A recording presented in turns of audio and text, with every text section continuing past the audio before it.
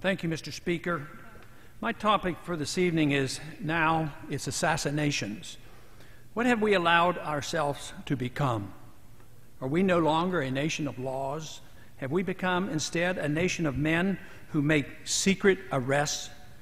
Are secret prisons now simply another tool of the federal government law enforcement?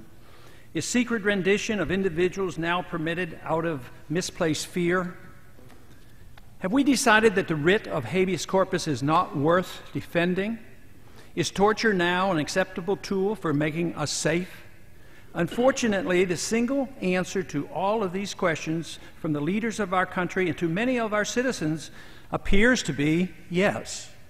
And now we are told that assassination of foreigners as well as American citizens is legitimate and necessary to provide security for our people. It is my firm opinion that nothing could be further from the truth. Secret arrests, secret renditions, torture, and assassinations are illegal under both domestic and international law. These activities should be anathema to the citizens of a constitutional republic. The real threat doesn't arise from our failure to torture.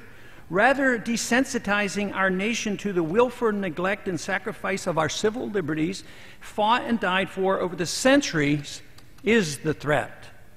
The concept of habeas corpus existed even before King John of England was forced in 1215 by his rebellious barons to sign the Magna Carta. This basic principle and expression of individual liberty, which has survived 800 years, greatly influenced the writing of our Constitution and our common law heritage. Today, we hardly hear a whimper, either from the American people or a stone silent U.S. government as our cherished liberties are eradicated. Instead, we have a government that deliberately orchestrates needless fear and makes people insecure enough to ignore the reality of their lost liberties. The latest outrage is the current administration's acknowledgement that we now have a policy that permits assassination not only of foreign suspects, but of American citizens as well.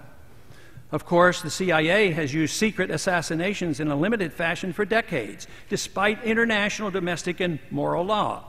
When done secretly, as in the past, our government at least recognized that assassination was illegal and wrong. Frighteningly and astonishingly, however, the policy is now explicit. National Intelligence Director Dennis Blair, in open testimony before the House Intelligence Committee on February 3rd of this year, acknowledged that American citizens can indeed be assassinated at our government's discretion. The U.S. government attempted to assassinate Anwar al-Awlaki in Yemen without even charging him with a crime. We're told this evidence is secret, that he does not deserve any constitutional rights, and that some unknown individual in the administration has the authority to declare him a threat, and therefore a legitimate target for assassination. Yes, I know he is probably a very bad person. Yes, I know that only a few Americans are on the assassination hit list. Yes, I know that artificially generated fear makes a large number of Americans inclined to applaud this effort, which supposedly will make us safe.